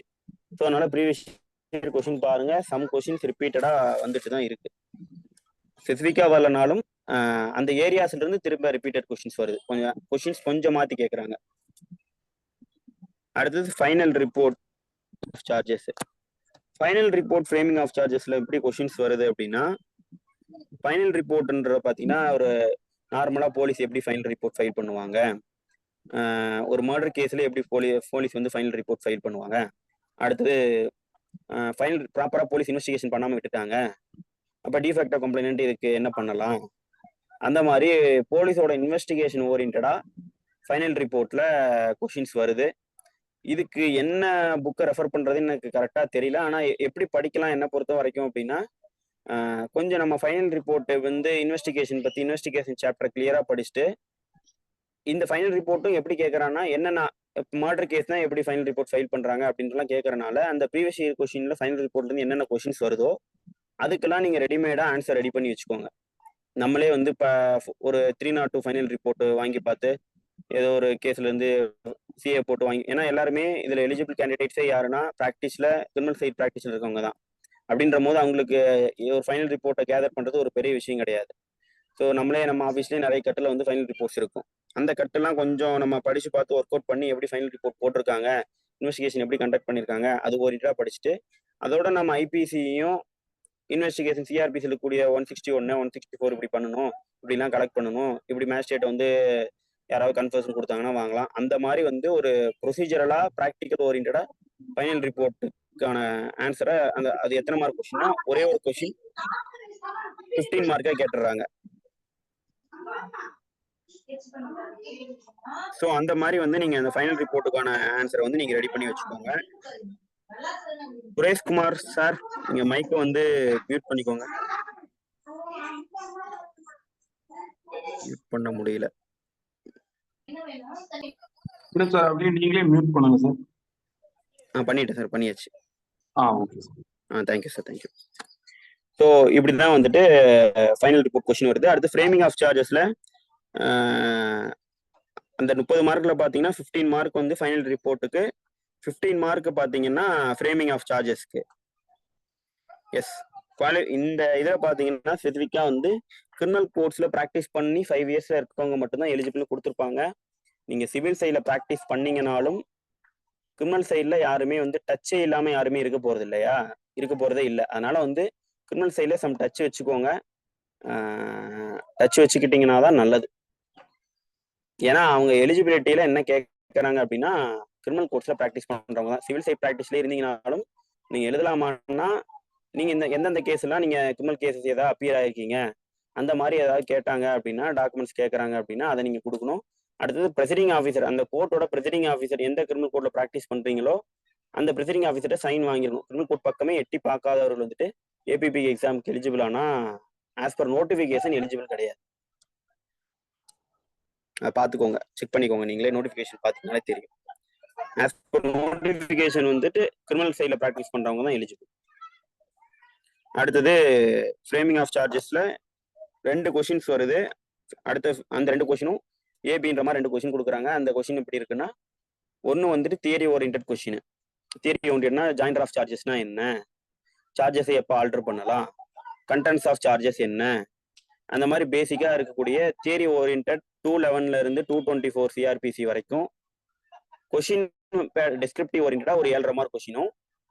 அடுத்தது சார்ஜ் வந்து ப்ராக்டிக்கலா எப்படி சிவில் ஜட்ஜ்மெண்ட் ரைட்டிங்ல சிவில் ஜட்ஜ் எக்ஸாம்லையும் டிஸ்ட்ரிக்ட் ஜட்ஜ் எக்ஸாம்லையும் எப்படி சார்ஜ் ஃப்ரேம் பண்ண சொல்றாங்களோ, இவங்க சிம்பிளா ஒரு சின்ன ஒரு ப்ராப்ளமா கொடுத்துட்டு இந்த ப்ராப்ளத்துக்கு சார்ஜ் ஃப்ரேம் பண்ணுங்க அப்படின்ற மாதிரி ஒரு ப்ராக்டிக்கல் கொஷின் ஒன்று 7.5 மார்க் கேட்குறாங்க. ஸோ சார்ஜ் ஃப்ரேமிங்கை பொறுத்த வரைக்கும் 15 மார்க்கு, 7.5 மார்க் வந்துட்டு ப்ராக்டிக்கலா சார்ஜ் ஃப்ரேம் பண்றோம். அடுத்த 7.5 மார்க் பார்த்தீங்கன்னா 211 இருந்து 224 சிஆர்பிசியில் இருக்கக்கூடிய ஏரியா அந்த செக்ஷன்ஸ் இருக்கிறத டெஸ்கிரிப்டிவ் கொஸ்டினா கேட்டுறாங்க. அடுத்து டிரான்ஸ்லேஷன் வந்துட்டு சிம்பிளா வந்துட்டு எஸ் மேம் சொல்லுங்க சார். இது மட்டும் கொஞ்சம் மறுபடியும் ரிப்பீட் பண்ணீங்களா சார்? அந்த 3 பார்ட் எந்தெந்த பார்ட், அதாவது 30 மார்க்ல டிவைட் பண்ணது மட்டும். ஃபைனல் ரிப்போர்ட் ஒரு question ma'am, descriptive question 15 mark, final ரிப்போர்ட்ல 15 மார்க் கொஸ்டின் ஒன்று, ஃப்ரேமிங் ஆஃப் சார்ஜஸ் 2 மார்க், 2 கொஸ்டினா வருது, ரெண்டும் சேர்த்து 15 மார்க்னு கொடுக்குறாங்க. அப்படின்னா 7.5 7.5ன்னு வச்சுக்கலாம்.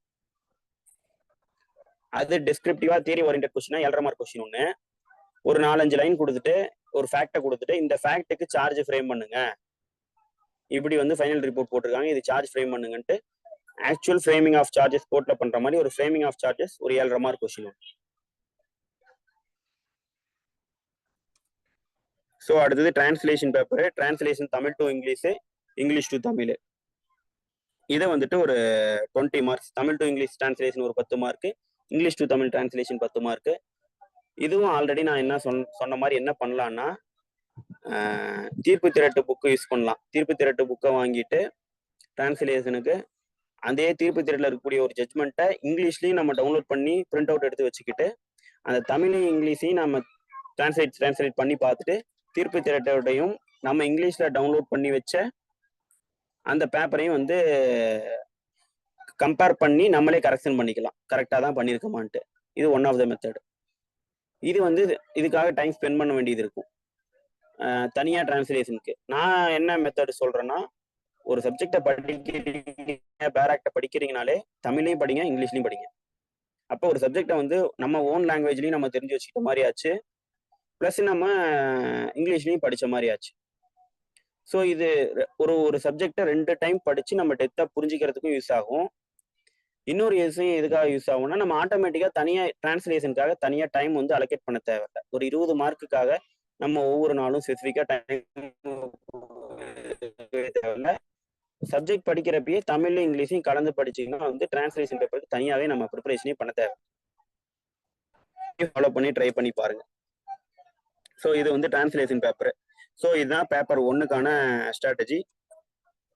பேப்பர் 2 பார்த்தீங்க அப்படின்னா சிஆர்பிசி எவிடன்ஸ் சிபிசி. சிஆர்பிசியிலிருந்து கொஸ்டின் என்ன கொஸ்டின் வருது அப்படின்னா வந்துட்டு 40 மார்க்கு கொஸ்டின் வருது பேப்பர் 2ல. இதுவும் டெஸ்கிரிப்டிவ் தான். சிஆர்பிசியில ஒரு 10 மார்க் கொஸ்டின்.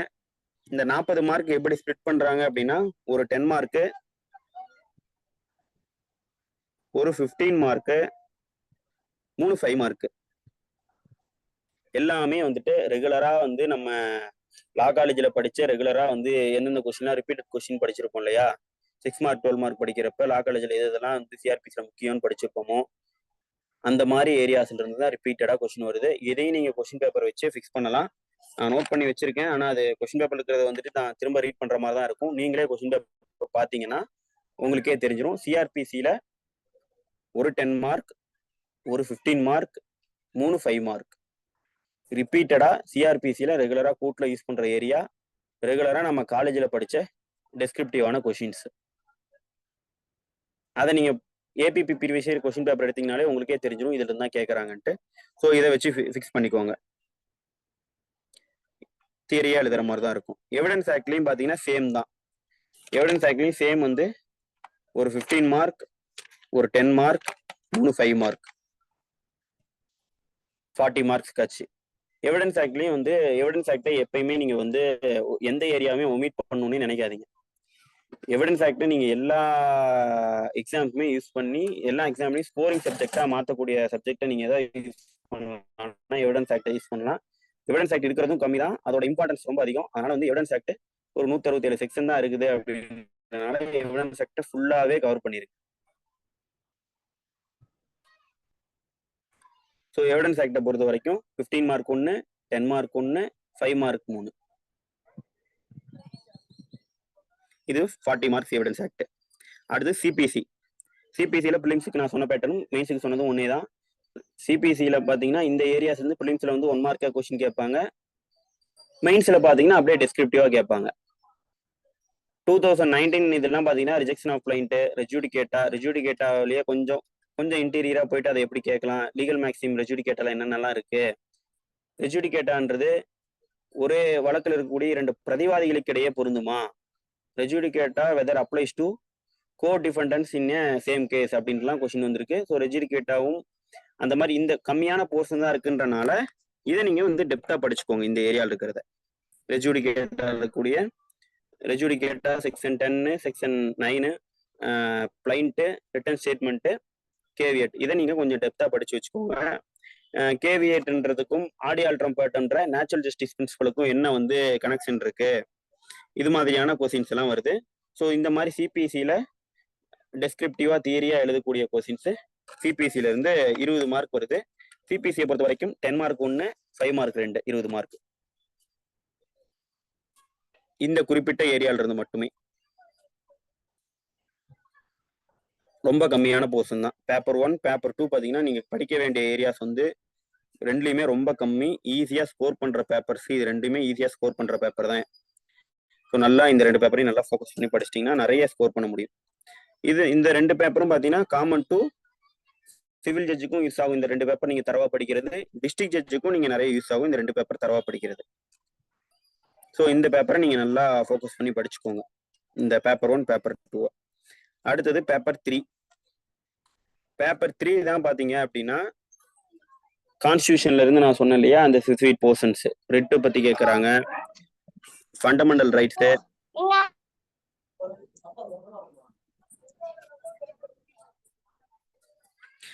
ரிட்டை பத்தி கேட்கறாங்க, ஃபண்டமெண்டல் ரைட்ஸ்ல இருந்து கொஸ்டின்ஸ் வருது, டிபிஎஸ்பில இருந்து கொஸ்டின்ஸ் வருது. ஸோ இந்த ஏரியாஸ்ல இருந்து 40 மார்க்ஸ் கொஸ்டின் வருது.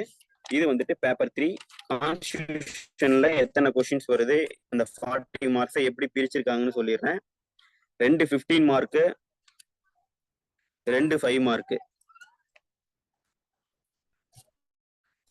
மார்க்கு. இந்த கொஸ்டின்ஸ் எப்படி கேட்கறாங்க அப்படின்னா கான்ஸ்டியூஷன்ல இருந்து வர கொஸ்டின்ஸ் பேஸ்ட் ஆன் பேராக்ட்ஸ், பேராக்டை பேஸ் பண்ணி ஸ்ட்ரெயிட்டாவே கொஸ்டின்ஸ் வருது. அடுத்து டாக்ட்ரின்ஸ், இந்த குறிப்பிட்ட ஃபண்டமெண்டல் ரைட்ஸ் ஏரியால இருந்து என்னென்ன டாக்ட்ரின்ஸ் எல்லாம் வருதோ, கான்ஸ்டியூஷன் டாக்ட்ரின்ஸ் எல்லாம் நமக்கு தெரியும் இல்லையா, டாக்ட்ரின் ஆஃப் எக்லிப்ஸ், அந்த மாதிரி டாக்ட்ரின்ஸ்ல இருந்து சில கொஸ்டின்ஸ் வருது. பேராக்ட்ல இருந்து ஸ்ட்ரெயிட்டாவே கொஸ்டின்ஸ் வருது. அடுத்து லேண்ட்மார்க் ஜட்மெண்ட்டை வச்சு இப்ப இந்த narco analysis test, truth finding டெஸ்ட்னு சொல்லுவாங்க, ஏன்னா லை டிடெக்டர் டெஸ்ட்னு சொல்லுவாங்க. ஒருத்தவங்க வந்து உண்மை சொல்றாங்களா பொய் சொல்றாங்களா அப்படின்றது அதை பொறுத்து ஒரு டெஸ்ட் இருக்கு. சில கெமிக்கல்ஸ் எல்லாம் யூஸ் பண்ணி, சில மெடிசன்ஸ் எல்லாம் யூஸ் பண்ணி அவங்களுக்கு அதை இன்ஜெக்ட் பண்ணிட்டு அவங்க கிட்ட அவங்க அதை இன்ஜெக்ட் பண்ணா அதை உண்மை மட்டும்தான் சொல்லுவாங்க. அதோட ஆத்தென்டிசிட்டி ரொம்ப கம்மி தான், எந்த அளவுக்கு சொல்லுவாங்கன்னா தெரியாது. ஆனா அந்த மாதிரி டெஸ்ட் இருக்கு. அந்த டெஸ்ட் எல்லாம் வந்து கான்ஸ்டியூஷன்லாம் வேலிடா, இல்ல வந்து அவங்க ரைட் டு பிரைவசி அஃபெக்ட் பண்ணுதா பண்ணலையா, அதை பத்திலாம் ஜட்மெண்ட்ஸ் இருக்கு. அந்த ஜட்மெண்ட்டை பேஸ் பண்ணி கொஸ்டின் வந்து கேட்டிருக்காங்க. அப்படின்ற போது கான்ஸ்டியூஷன் வந்து லேண்ட்மார்க் இந்த ஃபண்டமெண்டல் ரைட்ஸ்லயும் ரிட் ஏரியாலையும் டிபிஎஸ்பிலையும் இருக்கக்கூடிய லேண்ட்மார்க் ஜட்மெண்ட்ஸை கொஞ்சம் பார்த்துக்கணும். ரீசெண்டா இதை பத்தி ஏதாவது டாக்ஸ் போயிட்டு இருக்கு, கான்ஸ்டியூஷன்ல ஃபண்டமெண்டல் ரைட்ஸ் பத்தி ஏதாவது வந்து ஜட்மெண்ட்ஸ் போயிட்டு இருக்கு அப்படின்னா அதையும் நம்ம கொஞ்சம் படிச்சுக்கணும். பிளஸ் பேராக்ட் இதை நம்ம படிச்சுக்கிட்டோம் அப்படின்னாலே கான்ஸ்டியூஷனை நம்ம ஈஸியாக வந்துட்டு ஸ்கோர் பண்ணிடலாம். இப்போ இந்த நார்கோ அனாலிசிஸ் டெஸ்ட் சொன்னோம் இல்லையா, இந்த டெஸ்ட் வந்து கான்ஸ்டியூஷனுக்கு எகென்ஸ்டா இருக்கு, ரைட் டு பிரைவசி வந்து அஃபெக்ட் பண்ணுது. அடுத்தது பார்த்தீங்கன்னா 20 class 3 என்ன கான்ஸ்டியூஷன்ல என்ன அப்படின்னா, ஒருவருடைய வழக்குல பார்த்தீங்கன்னா ஒருத்தரை அவருக்கு எதிராகவே அவரை வந்து விட்னஸா இயங்க வைக்க முடியாது. அப்ப அக்யூஸ்டுக்கு நம்ம வந்து ஒரு மெடிசனை இன்ஜெக்ட் பண்ணிட்டு நீங்க உண்மை சொல்றீங்களா பொய் சொல்றீங்களான்னு இன்ஜெக்ட் பண்ணோம் அப்படின்னா, அவரை யாருக்கு எகென்ஸ்டாக விட்னஸாவே நம்ம யூஸ் பண்றோம் அப்படின்னா அவருக்கு எகென்ஸ்டாவே விட்னஸா யூஸ் பண்றோம். ஸோ அப்போ ஆர்டிகல் 20 class 3 வந்து மீறுற மாதிரி இந்த lie detector test, narco analysis test, polygraph டெஸ்ட்லாம் இருக்கா அப்படின்னு சொல்லி அந்த கேஸ்ல கொஸ்டின் வந்தப்ப ஆமா அது வந்துட்டு எகெயின்ஸ்ட் கான்ஸ்டியூஷன் தான் வந்துட்டு இருக்குன்னு சொல்லிட்டு ஆனா வந்து அவங்க கன்சென்ட்டோட அந்த டெஸ்ட்டை பண்ணிக்கலாம். இஃப் அவங்க அந்த இதுக்கு அந்த டெஸ்ட்டுக்கு தங்களை உட்படுத்தி கொள்ள கன்சென்ட் கொடுக்கல அப்படின்னா அந்த டெஸ்ட்லாம் பண்ண முடியாது. இது இந்த ஜட்மெண்ட் எந்த ஜட்மெண்ட்னு தெரியுமா இருக்காவது? தெரிஞ்சா ஆன்சர் பண்ணலாம். Anyone? Selvi and others. Yes ma'am, correct. Selvi versus state of Karnataka. அந்த கேஸ்ல வந்து ஜட்மெண்ட் சொன்ன ஒரு ஜஸ்டிஸ் வந்துட்டு இப்ப வந்து இன்டர்நேஷனல் கோர்ட் ஆஃப் ஜஸ்டிஸ்ல ஜட்ஜா இருக்காங்க. அவங்க நேம் தெரியுமா? Anyone? Selvi versus state of Karnataka கேஸ்ல ஜட்மெண்ட் சொன்ன அந்த ஜட்ஜ்ல ஒரு ஜட்ஜ் வந்துட்டு இப்ப இன்டர்நேஷனல் கோர்ட் ஆஃப் ஜஸ்டிஸ்ல வந்து ஜட்ஜா இருக்காங்க. அவங்க நேம் தெரியுங்களா இருக்காவது?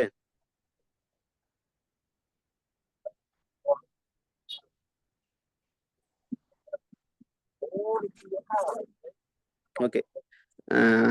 ஆனரபிள் ஜஸ்டிஸ் வந்து தல்வீர் பண்டாரி ஜெய் வந்துட்டு இப்ப வந்துட்டு தல்வீர் பண்டாரி ஜெய் அவர் வந்து பாத்தீங்கன்னா இப்ப ஐசிஜேல வந்து ஜட்ஜா இருக்காங்க.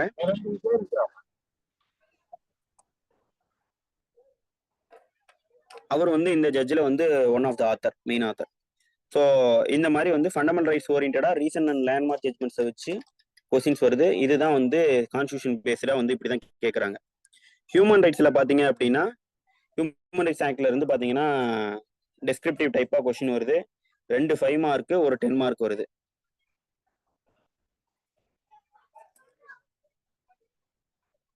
அடுத்தது லீகல் எய்டை பொறுத்த வரைக்கும் லோக் அதாலத்து, லீகல் சர்வீஸை பொறுத்து ஒரு 20 மார்க் கொஸ்டின், அதுவும் 2 5 மார்க், ஒரு 10 மார்க். அடுத்தது டார்ஸ்ல பாத்தீங்கன்னா 4 5 மார்க் கேட்டிருக்காங்க. ஸோ சம்திங் அடுத்த நெக்ஸ்ட் இயர்ல கூட மாறலாம். ஒரு 2 5 மார்க் கொடுத்துட்டு ஒரு 10 மார்க் கேட்கலாம். அந்த பேட்டர்ன் மாறலாம். ஆனா இந்த இது பாத்தீங்கன்னா இவங்க ஃபிக்ஸ் பண்ணி வச்சுக்கிறது மாறாது. அதனால லாஸ்ட் டைம் என்ன டார்ஸ்ல கேட்டிருக்காங்கன்னா 4 5 மார்க் கொடுத்துருக்காங்க. 4 5 மார்க்கும் தனித்தனியா இல்ல, மிங்கிள் பண்ணி கலந்து கொடுத்துருக்காங்க. ஆனா 4 5 மார்க்ஸ் வந்திருக்கு டார்ஸ்ல இருந்து. அதுவும் எந்த போர்ஷன்ல இருந்துச்சுன்னா இதுல இந்த கொடுத்துருக்காங்க இல்லையா, நெக்லிஜென்ஸ், மேலிசியஸ் ப்ராசிக்யூஷன், இந்த குறிப்பிட்ட ஏரியால இருந்து மட்டும் தான் கொஸ்டின், அவுட் ஆஃப் த ஏரியால இருந்து கொஸ்டின் வரல. ஸோ இதுவும் பாத்தீங்கன்னா பேப்பர் 3யும் பாத்தீங்கன்னா ரொம்ப ரொம்ப ரொம்ப ரொம்ப ஸ்பெசிஃபிக்கா வந்து குறிப்பிட்ட ஒரு 4-5 ஏரியாஸ் கவர் பண்ணோம் அப்படின்னா ஒரு பேப்பரே கவர் பண்ண மாதிரி 100 மார்க் கவர் ஆயிரும். ஹியூமன் ரைட்ஸ் ஆக்ட், கான்ஸ்டியூஷன்ல கொஞ்சம் ஏரியா மட்டும்தான், லீகல் சர்வீஸ் அத்தாரிட்டி, லோக் அதாலத்து, அடுத்து டார்ஸ்லயும் கொஞ்சம் ஏரியா மட்டும்தான். இதுவும் ஒரு சிம்பிளான பேப்பர் தான். இதுலயும் நம்ம ஈஸியா ஸ்கோர் பண்ண முடியும். ஸோ லா பேப்பர் 3யையும் நீங்க நல்லா வச்சுக்கோங்க. அடுத்தது லா பேப்பர் 4. லா பேப்பர் 4 வந்துட்டு சென்ட்ரல் மைனர் ஆக்ட்ல இருந்து 50 மார்க் கேட்கறாங்க. 30 மைனர் ஆக்ட் இருக்கு. தமிழ்நாடு ஸ்டேட் மைனர் ஆக்ட்ல இருந்து 50 மார்க் கேட்கறாங்க. அதுல வந்து ஒரு 18 மைனர் ஆக்ட்ஸ் கொடுத்துருக்காங்க. இதுதான் லா பேப்பர் 4. எத்தனை கொஸ்டின்ஸ் வருதுன்னா சென்ட்ரல் மைனர் ஆக்ட்ல இருந்து ஒரு 10 5 மார்க், 10 into 5 50 மார்க் ஆச்சு. ஸ்டேட் மைனர் ஆக்ட்ல இருந்து ஒரு 10 5 மார்க், 10 into 5 50 மார்க்.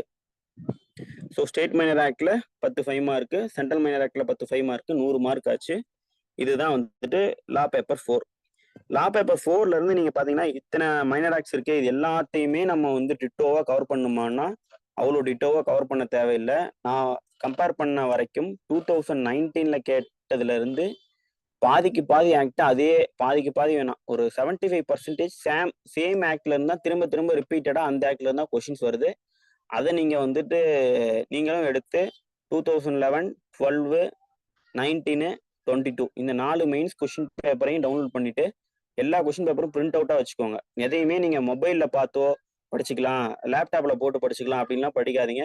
எனிதிங் வந்து நீங்க வந்து பிடிஎஃபா இருக்கு, அதை கண்டிப்பா படிக்க போறோம் அப்படின்னா பிரிண்ட் அவுட் எடுத்து படிங்க. பிரிண்ட் அவுட் எடுத்தீங்கன்னா தான் அது நீங்க கோடு போட முடியும், இல்ல வந்து ஏதோ ஒன்று நோட் பண்ணி வைக்க முடியும். நம்ம மொபைல்ல படிச்சுட்டு போறது வந்து நம்ம மெமரி கெப்பாசிட்டியில ரொம்ப லோவா தான் ஸ்டோர் ஆகும். மறந்து போறதுக்கான ஸ்கிரீன்ல நம்ம படிக்கிற விஷயம் வந்து சயின்டிஃபிக்கா ப்ரூவ் ஆன விஷயம் என்னன்னா, ஸ்கிரீன்ல நம்ம படிக்கிற விஷயங்கள் வந்து ஈஸியா வந்து மறக்க வாய்ப்பு இருக்கு. ஒரு வேர்டுக்கு போய் மீனிங் தேடுறோம் அப்படின்னா, ஒரு ஸ்கிரீன்ல கூகுள்ல போட்டு மீனிங் தேடணும் அப்படின்னா, அது அந்த செகண்டுக்கு கிடைக்கக்கூடிய ஃப்ரைட் ரைஸ் மாதிரி அப்ப இருக்கும், அடுத்து திரும்ப மறந்துடும். ஆனா ஒரு விஷயத்த புக்ல போய் நம்ம தேடி கண்டுபிடிச்சி எடுக்கிறோம், ஒரு மீனிங் டிக்ஷனரியில கண்டுபிடிச்சி எடுக்கிறோம், ஒரு கேஸ் லாஸை வந்து நிறைய ஜேர்னல்ஸை ரெஃபர் பண்ணி புக்ஸை ரெஃபர் பண்ணி எடுக்கிறோம் அப்படின்னா, அதோட சேர்ந்து நம்ம நிறைய விஷயத்த கிராஸ் பண்ணியிருப்போம். அந்த ஒரு விஷயத்த மட்டும் கிராஸ் பண்ண மாட்டோம். ஸோ அதனால நிறைய விஷயத்த இதுல கிராஸ் பண்ண முடியுன்றனால நீங்க வந்து மோஸ்ட்லி வந்து பிரிண்டட் ஃபார்மெட்டுக்கு மாறுங்க. வெறும் மியர் ஆன்லைன் சோர்சஸ் மட்டும் பிடிஎஃப் மட்டும் நம்பிட்டு அதிலேயே படிச்சுக்கலாம் அப்படின்னு யாருமே இருக்காதீங்க. ஸோ இதுதான் மைனர் ஆக்ட்ஸை பொறுத்த வரைக்கும். மைனர் ஆக்ட்ஸை ரிப்பீட்டடா எந்தெந்த ஏரியாஸ்ல வருது அப்படின்ட்டு நான் ரைட்டா சொல்றேன். அது மட்டும் வராது, அதை தாண்டி நீங்களும் 2014 அண்ட் 2012 அண்ட் 11 கொஸ்டின்ஸை நான் வந்து நோட் பண்ணி வைக்கல. அதையும் நீங்க நோட் பண்ணீங்க அப்படின்னா சார்ட் அவுட் பண்ணிடலாம். இவ்வளவுதான் விஷயம், மைனர் ஆக்ட்ல இவ்வளவு படிச்சாலே போதும்னு ஃபிக்ஸ் பண்ண முடியும். நான் ஃபிக்ஸ் பண்ணி வச்சிருக்கிறது என்னன்னா, இந்த ஃபர்ஸ்ட் ஆர்ம்ஸ் ஆக்ட் இருக்கு இல்லையா, ஆர்ம்ஸ் ஆக்ட் யாராவது சிலபஸ் பக்கத்துல வச்சிருந்தீங்கன்னா அதுலயே நோட் பண்ணிக்கோங்க. இல்லைன்னா நீங்க ப்ரீவியஸ் கொஸ்டின் பேப்பரை டவுன்லோட் பண்ணிட்டு அதுல பார்த்து நீங்களே ஃபிக்ஸ் பண்ணிக்கலாம் என்னென்ன ஆக்ட்ன்ட்டு. நான் இந்த இதுக்கு ஸ்பெசிஃபிக்கா ஸ்க்ரீன்ல ஷேர் ஆகிறது மட்டும் ஃபர்ஸ்ட் அப்படியே ஃபாஸ்டா சொல்லிடுறேன். நீங்க கொஸ்டின் பேப்பர் வச்சு நீங்களே கூட அனலைஸ் பண்ணிக்கோங்க. First arms act, child restraint ஆக்ட்னு இருக்கு இல்லையா, அதுல இருந்து ரிப்பீட்டடா கொஸ்டின் வருது. சைல்டு மேரேஜ் ரெஸ்ட்ரைன்ட் ஆக்ட் 3வது. அடுத்தது 4, 5, 6, 7, 8 இந்த 5 ஆக்ட்ல இருந்து ரிப்பீட்டடா கொஸ்டின்ஸ் வருது. 4 என்னன்னா cinematograph act, copyrights act, dowry prohibition, electricity act, essential commodities act, இதுல இருந்து ரிப்பீட்டட் கொஸ்டின். அடுத்து ஜுவனல் ஜஸ்டிஸ் ஆக்ட் 12ல இருந்து repeated questions. Food adulteration act, probation of offenders act, protection of civil rights. 13 பாருங்க, food adulteration, probation of offenders. 14 sir act name மட்டும் கொஞ்சம் ஸ்லோவா சொல்லுங்க சார், நாங்க கொஞ்சம் நோட் பண்ணிக்கிறோம். நான் நம்பர் சொல்லிடுறேன் மேம் எந்தெந்த ஆக்ட்னு சொல்லிட்டு நீங்க நோட் பண்ணிக்கோங்க. நான் சிலபஸ் அடுத்து குரூப்ல போட்டுறோம், குரூப்ல வச்சு எந்தெந்த ஆக்ட் நீங்க பொறுமையா கூட எழுதிக்கோங்க. Okay ma'am. ஓகே மேம், நான் நம்பர் சொல்றேன். சென்ட்ரல் மைனர் ஆக்ட்ல எதுன்னு நான் நம்பர் சொல்லிடுறேன், அதை நீங்க நோட் பண்ணி வச்சுக்கோங்க. நான் படிக்கிறப்போ ஃபாஸ்டா படிச்சிடுறேன்.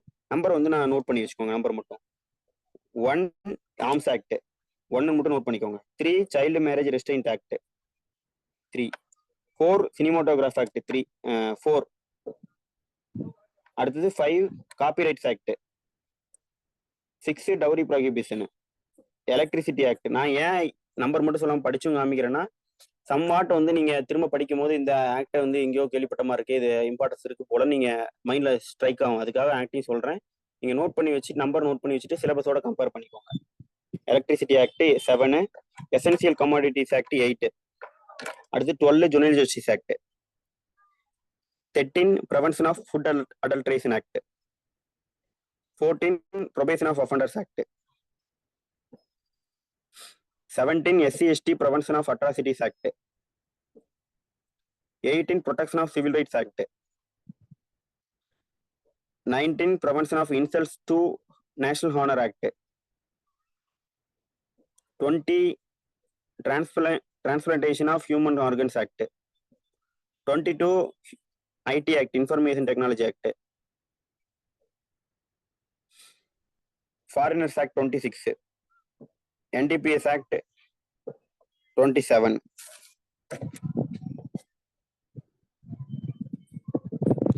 அடுத்தது தமிழ்நாடு ஆக்ட் சொல்றேன். இதுல இன்னும் தாண்டி நீங்க 2011 and 12 ரெஃபர் பண்ணீங்கன்னா வேற ஆக்ட்ல இருந்தும் கொஸ்டின்ஸ் வரலாம்.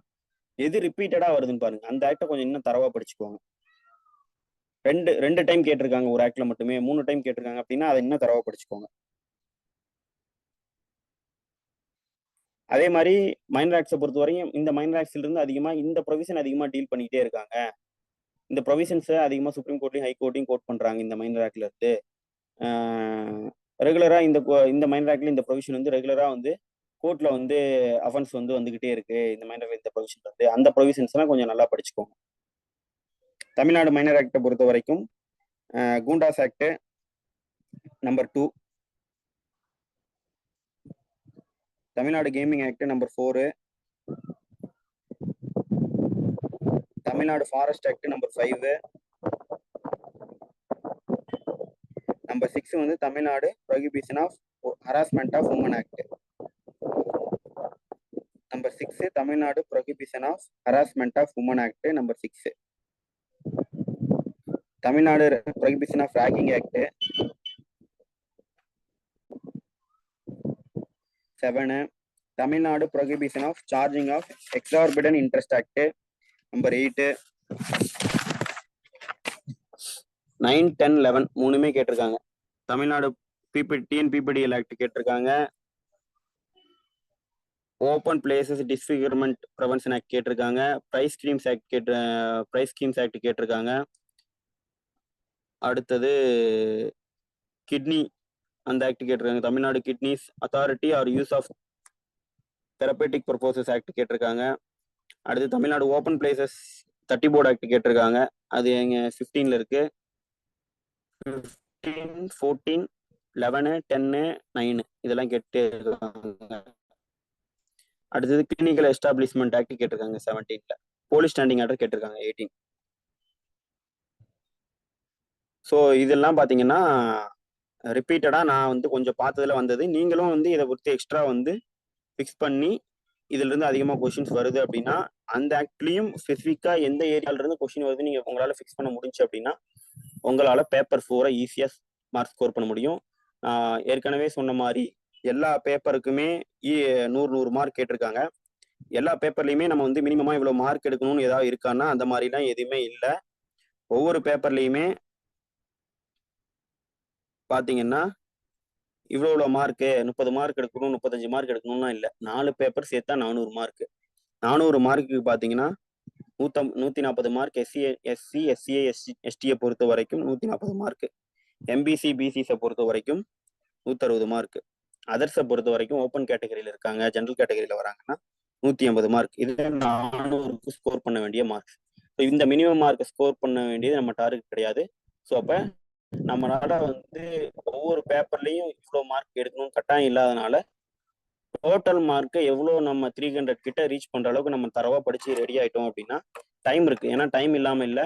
இனிமேல் படிக்க ஆரம்பிச்சா கூட இது வரைக்கும் நான் வந்து லா காலேஜில் புக்கை வந்து க்ளோஸ் பண்ணதோட சரி, செமஸ்டருக்கு படிச்சு ஒரு நாள் படிச்சு பாஸ் பண்ணி அந்த இதோட சரி, இனிமேல் தான் நான் வந்து புக்கை எடுக்க போறேன், எடுத்து வந்து படிக்க ஆரம்பிக்கிறனாலும் இனிமேல் நம்ம நல்லா படிச்சோம்னா கூட அந்த இடத்த ரீச் பண்ண முடியும். என்ன அந்த இடத்த ரீச் பண்ற வரைக்கும் இன்னும் ஒரு 1 இயருக்கு பார்த்தீங்கன்னா உங்களோட ப்ரிப்பரேஷன்ல எந்த ஒரு டைவர்ட் வந்தாலுமே கூட வேற ஏதாவது வந்து உங்களை வந்து எக்ஸ்டர்னலா நம்ம ஒரு விஷயம் நம்ம வந்து ஃபுல் ஃபோர்ஸ்டா வந்து ஃபோக்கஸ்டா பண்ண போறோம்னா தான் நம்மளுக்கு நிறைய டிஸ்ட்ராக்ஷன்ஸ் வர ஆரம்பிக்கும். அந்த டிஸ்ட்ராக்ஷன்ஸ் எல்லாம் தாண்டி இவ்வளோ இந்த மார்க்கை ஸ்கோர் பண்ணணும், இந்த 1 இயர் தான் நம்மளோட எஃபர்ட் போட போறோம் அப்படின்னு சொல்லி படிச்சீங்க அப்படின்னா கண்டிப்பா இங்க இருக்கக்கூடிய 50 பேர் இருக்கீங்க 46 பேர் இருக்கீங்க அப்படின்னா எல்லாராலையுமே கிளியர் பண்ண முடியும். யாராலையுமே கிளியர் பண்ண முடியாத அளவுக்கு ஒன்றும் டஃப்பான சிலபஸ் டஃப்பான பேட்டர்ன்லாம் கிடையாது. இனிமேல் படிக்க ஆரம்பிக்கிறீங்க, போட்டோ உங்களுக்கு ஃப்ரீ டைம் கிடைக்குது அப்படின்னா ஈச் ஃப்ரீ டைமையுமே ஏதோ ஒரு பேர் ஆக்டை கையில் எடுத்துட்டு போயிருக்கீங்க.